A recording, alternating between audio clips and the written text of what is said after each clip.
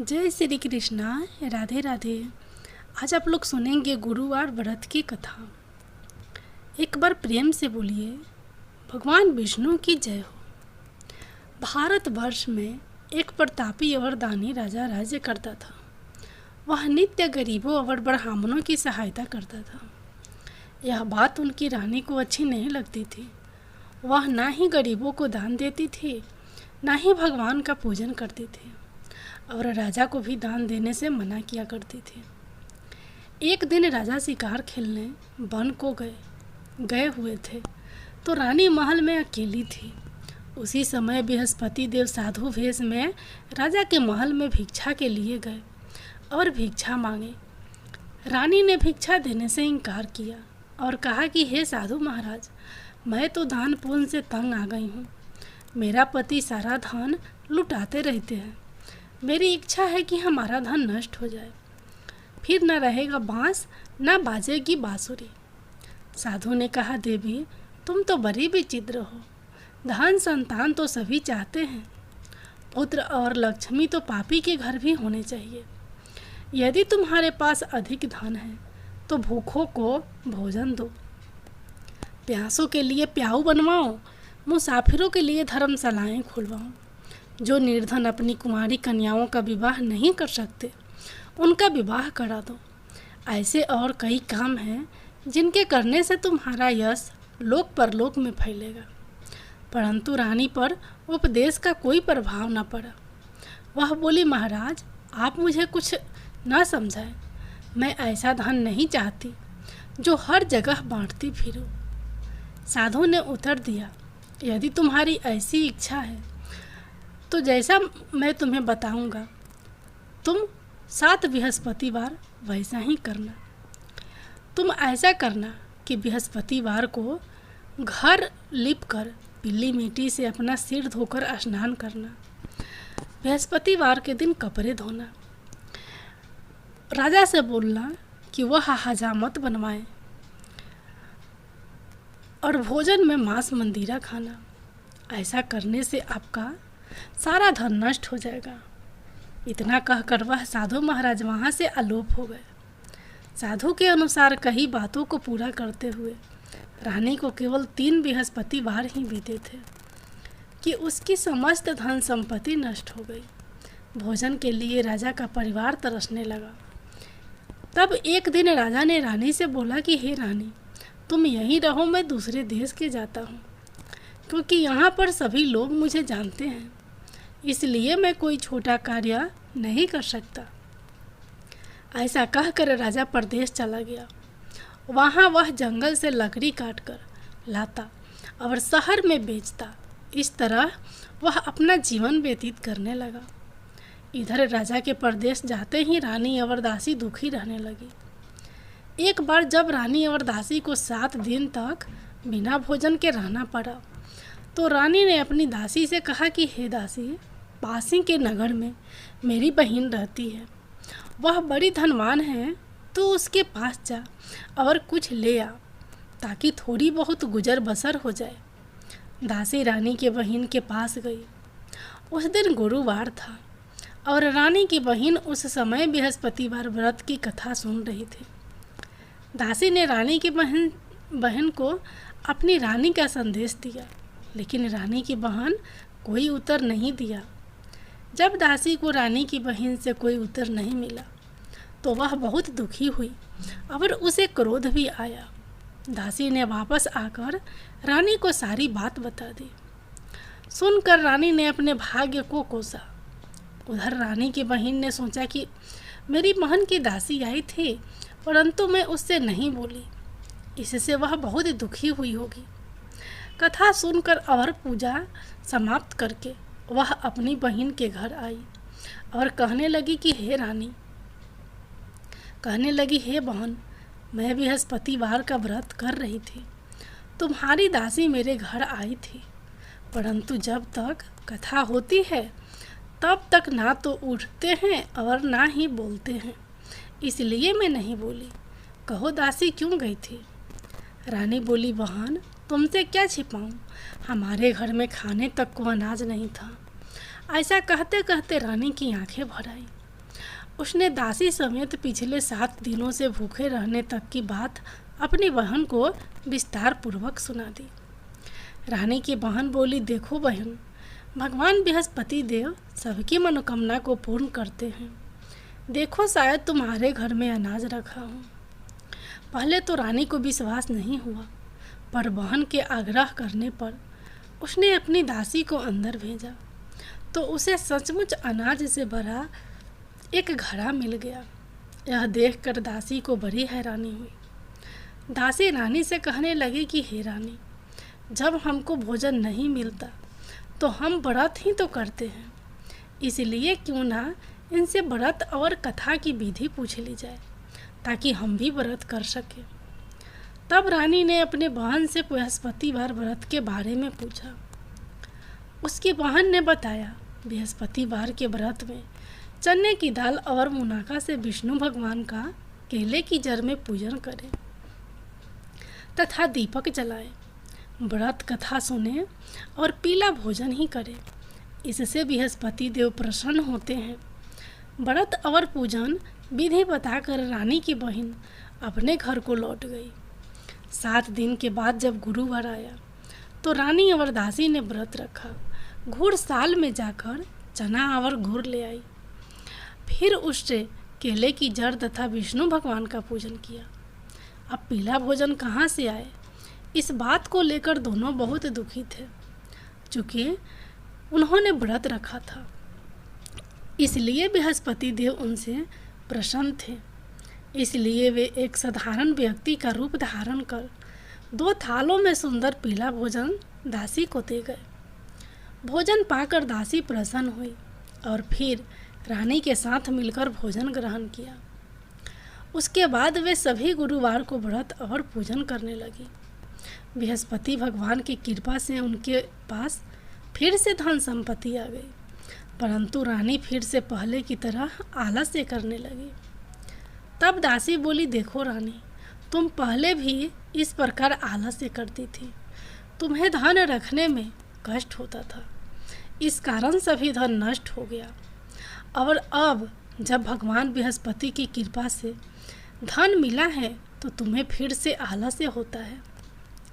रानी को समझाते हुए दासी कहती है कि बड़ी मुसीबतों के बाद हमने यह धन पाया है, इसलिए हमें दान पुण्य करना चाहिए, भूखे मनुष्यों को भोजन कराना चाहिए और धन को शुभ कार्यों में खर्च करना चाहिए, जिससे तुम्हारे कुल का यश बढ़ेगा, स्वर्ग की प्राप्ति होगी और पितृ प्रसन्न होंगे।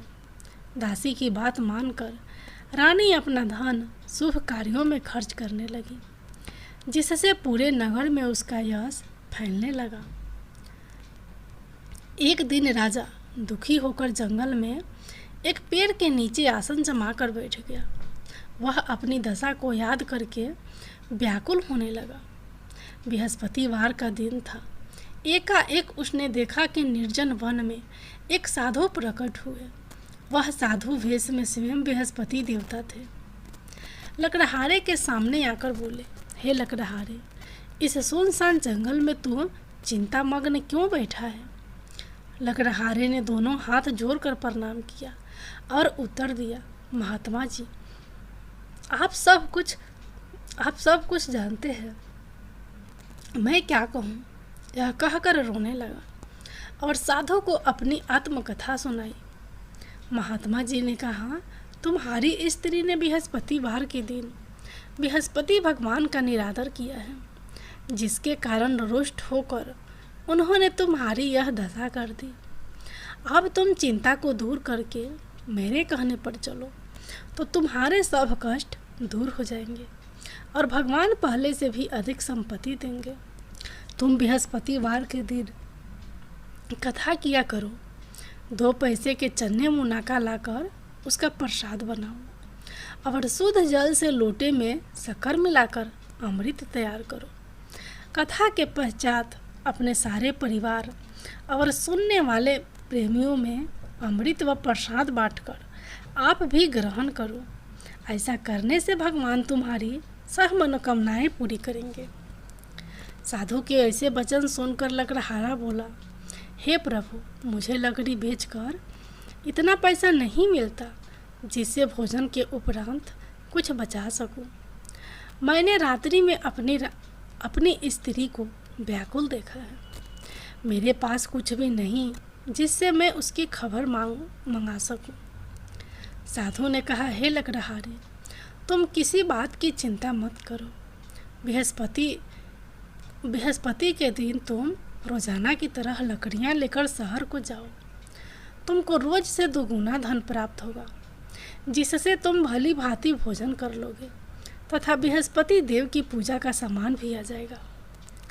इतना कहकर साधु अंतर्धान हो गए। धीरे धीरे समय व्यतीत होने पर फिर वहीं बृहस्पतिवार का दिन आया। लकड़हारा जंगल से लकड़ी काटकर किसी शहर में बेचने गया। उसे उस दिन और दिन से अधिक पैसा मिला। राजा ने चना गुड़ आदि लाकर गुरुवार का व्रत किया। उस दिन से उसके सभी कलेश दूर हुए। परंतु जब दोबारा गुरुवार का दिन आया तो बृहस्पतिवार का व्रत करना भूल गया। इस कारण बृहस्पति भगवान नाराज हो गए।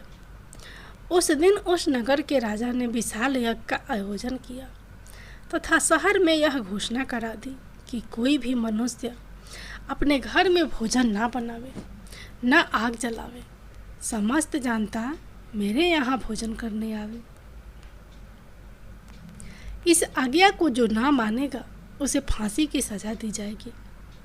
इस तरह की घोषणा संपूर्ण नगर में करवा दी गई। राजा की आज्ञा अनुसार शहर के सभी लोग भोजन करने गए, लेकिन लकड़हारा कुछ देर से पहुंचा, इसलिए राजा उसको अपने साथ घर लिवा ले गए और ले जाकर भोजन करा रहे थे तो रानी की दृष्टि उस खूंटी पर पड़ी जिस पर उसका हार लटका हुआ था।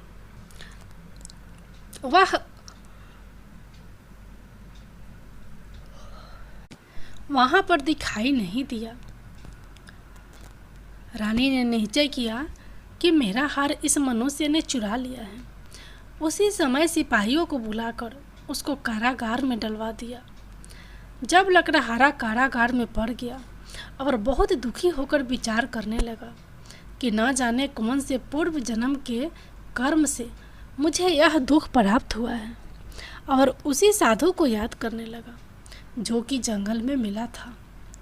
उसी समय तत्काल बृहस्पति देव साधु के रूप में प्रकट हुए और उसकी दशा को देखकर कहने लगे, अरे मूर्ख, तूने बृहस्पति देव की कथा नहीं करी, इस कारण तुझे दुख प्राप्त हुआ है। अब चिंता मत कर, बृहस्पतिवार के दिन कारागार के दरवाजे पर 4 पैसे पड़े मिलेंगे, उनसे तो बृहस्पति देव की पूजा करना, तेरे सभी कष्ट दूर हो जाएंगे। बृहस्पति के दिन उसे 4 पैसे मिले। लकड़हारे ने कथा कही। उसी रात्रि को बृहस्पति देव ने उस नगर के राजा को सपने में कहा, हे राजा, तुमने जिस आदमी को कारागार में बंद कर दिया है वह निर्दोष है, वह राजा है, उसे छोड़ देना। रानी का हार उसी खूंटी पर लटका है। अगर तू ऐसा नहीं करेगा तो मैं तेरे राज्य को नष्ट कर दूंगा। इस तरह रात्रि के सपने को देखकर राजा प्रातः काल उठा और खूंटी पर हार देखकर लकड़हारे को बुलाकर क्षमा मांगी तथा लकड़हारे को योग सुंदर वस्त्र आभूषण देकर विदा कर दिया। बृहस्पति देव की आज्ञा अनुसार लकड़हारा अपने नगर को चल दिया। राजा जब अपने नगर के निकट पहुंचा तो उसे बड़ा आश्चर्य हुआ। नगर में पहले से अधिक बाग, तालाब, कुएं तथा बहुत सी धर्मशाला, मंदिर बन गई। राजा ने पूछा कि यह किसका बाग और धर्मशाला है। तब नगर के लोग कहने लगे कि यह सब रानी और दासी के है। तो राजा को आश्चर्य हुआ और गुस्सा भी आया। जब रानी ने यह खबर सुनी कि राजा आ रहे हैं तो उन्होंने दासी से कहा कि हे दासी, देख, राजा हमको कितनी बुरी हालत में छोड़ गए थे। हमारी ऐसी हालत देखकर वह लौट न जाए, इसलिए तू दरवाजे पर खड़ी हो जा। रानी की आज्ञा अनुसार दासी दरवाजे पर खड़ी हो गई। राजा आए तो उन्हें अपने साथ लिवा लाई। तब राजा ने क्रोध करके अपनी रानी से पूछा कि यह धन तुम्हें कैसे प्राप्त हुआ है। तब उन्होंने कहा, हमें यह धन बृहस्पति देव के इस व्रत के प्रभाव से प्राप्त हुआ है। राजा ने निश्चय किया कि 7 रोज बाद तो सभी बृहस्पति देव का पूजन करते हैं, परंतु मैं प्रतिदिन दिन में 3 बार कहानी तथा रोज व्रत किया करूँगा। अब हर समय राजा के दुपट्टे में चने की दाल बंधी रहती तथा दिन में 3 बार कहानी कहता। एक रोज राजा ने विचार किया कि चलो अपनी बहन के यहाँ हो आवे। इस तरह निश्चय कर राजा घोड़े पर सवार हो अपनी बहन के यहाँ चलने लगा। मार्ग में उसने देखा कि कुछ आदमी एक मुर्दे के लिए जा रहे हैं। उन्हें रोक कर राजा कहने लगा, अरे भाइयों, मेरी बृहस्पति देव की कथा सुन लो। वे बोले, लो, हमारा तो आदमी मर गया है, इसको अपनी कथा की पड़ी है। परंतु कुछ आदमी बोले, अच्छा कहो, हम तुम्हारी कथा भी सुनेंगे। राजा ने दाल निकाली और जब कथा आधी हुई थी कि मुर्दा हिलने लग गया, और जब कथा समाप्त हो गई तो राम राम करके मनुष्य उठकर खड़ा हो गया। आगे मार्ग में उसे एक किसान खेत में हल चलाता मिला। राजा ने उसे देख और उससे बोले, अरे भैया, तुम मेरी बृहस्पतिवार की कथा सुन लो। किसान बोला, जब तक मैं तेरी कथा सुनूंगा तब तक 4 हरैया जोत लूँगा। जा अपनी कथा किसी और को सुनाना। इस तरह राजा आगे चलने लगा। राजा के हटते ही बैल पछाड़ खाकर गिर गए तथा किसान के पेट में बड़ी जोर से दर्द होने लगा। उस समय उसकी माँ रोटी लेकर आई। उसने जब यह देखा तो अपने पुत्र से सब हाल पूछा और बेटे ने सभी हाल कह दिया। तो बुढ़िया दौड़ी दौड़ी उस घुड़सवार के पास गई और उससे बोली कि मैं तेरी कथा सुनूंगी, तू अपनी कथा मेरे खेत पर चलकर ही कहना। राजा ने बुढ़िया के खेत पर जाकर कथा कही, जिसके सुनते ही वह बैल उठकर खड़े हुए तथा किसान के पेट का दर्द भी बंद हो गया। राजा अपनी बहन के घर पहुंचा। बहन ने भाई की खूब मेहमानी की। दूसरे रोज प्रातःकाल राजा जगा तो वह देखने लगा कि सब लोग भोजन कर रहे हैं। राजा ने अपनी बहन से कहा, ऐसा कोई मनुष्य है जिसने भोजन नहीं किया हो तो मेरी बृहस्पतिवार की कथा सुन ले। बहन बोली, हे भैया, यह देश ऐसा ही है कि पहले यहाँ लोग भोजन करते हैं, बाद में अन्य काम करते हैं। अगर कोई पड़ोस में हो तो देखकर आती हूँ। वह ऐसा कहकर देखने चली गई, परंतु उसे कोई ऐसा व्यक्ति नहीं मिला जिसने भोजन ना किया हो। अतः वह एक कुम्हार के घर गई जिसका लड़का बीमार था। उसे मालूम हुआ कि उनके यहाँ 3 रोज से किसी ने भोजन नहीं किया है। रानी ने अपने भाई की कथा सुनने के लिए कुम्हार से कहा। वह तैयार हो गया। राजा ने जाकर बृहस्पतिवार की कथा कही, जिसको सुनकर उसका लड़का ठीक हो गया। अब तो राजा की प्रशंसा होने लगी। एक रोज राजा ने अपनी बहन से कहा कि हे बहन, हम अपने घर को जाएंगे, तुम भी तैयार हो जाओ। राजा की बहन ने अपनी सास ने कहा चली जा, परंतु अपने लड़कों को मत ले जाना, क्योंकि तेरे भाई के कोई औलाद नहीं है। बहन ने अपने भैया से कहा, हे भैया, मैं तो चलूँगी पर कोई बालक नहीं जाएगा। राजा बोला, जब कोई बालक नहीं चलेगा तब तुम ही क्या करोगी जाकर। बड़े दुखी मन से राजा अपने नगर को लौट आया। राजा ने अपनी रानी से कहा, हम निसंतान हैं, हमारा मुंह देखने का धर्म नहीं है और कुछ भोजन नहीं किया। रानी बोली, हे प्रभु, बृहस्पति देव ने हमें सब कुछ दिया है, वह हमें औलाद अवश्य देंगे। उसी रात को बृहस्पति देव ने राजा के सपने में आकर कहा, हे राजा, उठ, सभी सोच त्याग दे, तेरी रानी गर्भ से है। राजा की यह बात सुनकर बड़ी खुशी हुई। 9वें महीने में उसके गर्भ से एक सुंदर पुत्र पैदा हुआ। तब राजा बोला, हे रानी, स्त्री बिना भोजन के रह सकती है, पर बिना कहे नहीं रह सकती। जब मेरी बहन आवे तुम उससे कुछ कहना मत। रानी ने सुनकर हाँ कर दिया। जब राजा की बहन ने यह शुभ समाचार सुना तो वह बहुत खुश हुई तथा बधाई लेकर अपने भाई के यहाँ आई। तभी रानी ने कहा, घोड़ा चढ़कर तो नहीं आई, गधा चढ़ी आई।